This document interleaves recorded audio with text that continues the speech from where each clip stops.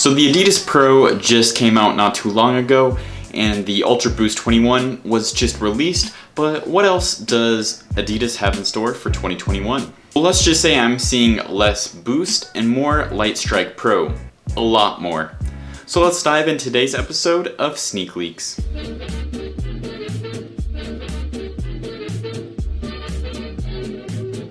The first shoe that I'm going to be talking about is the Adios 6. The Adios 5 introduced Lightstrike foam but kept Boost in the heel. From the looks of it, the Adios 6 will replace the Boost in the heel with Lightstrike foam and add Lightstrike Pro foam in the forefoot. It also appears to have an updated torsion system, possibly taking cues from the LEP in the Ultra Boost 21, where it adds some structure and pop.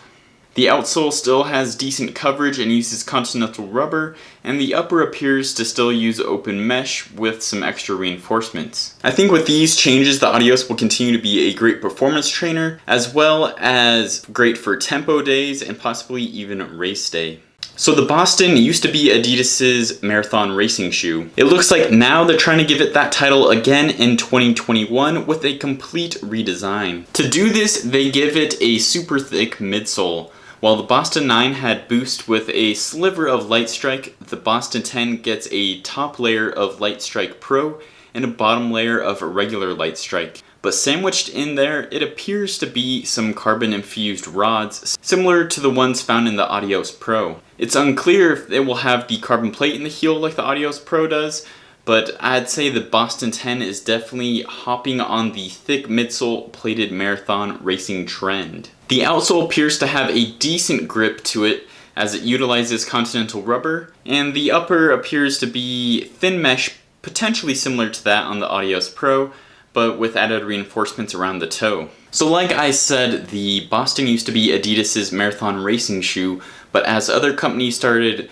releasing thicker and thicker midsoles with plates, it seemed like the Boston was kind of just an everyday trainer, kind of up-tempo shoe. But with version 10, it definitely looks like it'll be back to being a marathon racing shoe that everybody will want. And it also may be a more affordable option to the Adios Pro. Speaking of the Adios Pro, it looks like it's getting a big redesign in 2021 as well. The blocky looking midsole is getting sculpted down and looks speedier than before. It still uses 100% Lightstrike Pro foam, carbon infused rods in the forefoot, and I assume the carbon plate in the heel is still there as well. One big issue with the first version was that the outsole seems too thin and not very grippy. The Adios Pro 2 fixes this with more durable and grippy continental rubber.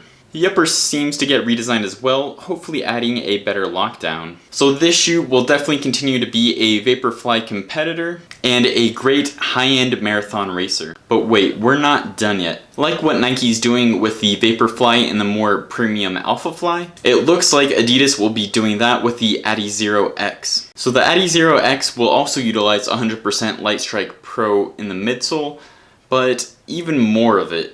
I'm assuming it'll also have carbon-infused rods and a carbon plate in the heel, as well as more durable continental rubber on the outsole. The upper looks very similar to the Adios Pro 2. So I definitely think that the Adizero X is going to be the most high cushion and most expensive shoe in this lineup, and go head-to-head with Nike's Alphafly. So it looks like Adidas is removing that heavy boost foam from most of its racers. It's swapping it out for Lightstrike and Lightstrike Pro foams. The rod technology that they introduced with the Adios Pro will be introduced into more models, as well as the more durable continental rubber outsoles. So personally, I think the model that I'm most excited for is the Boston 10, but what are you looking forward to most? Let me know in the comments down below, and as always, keep on running.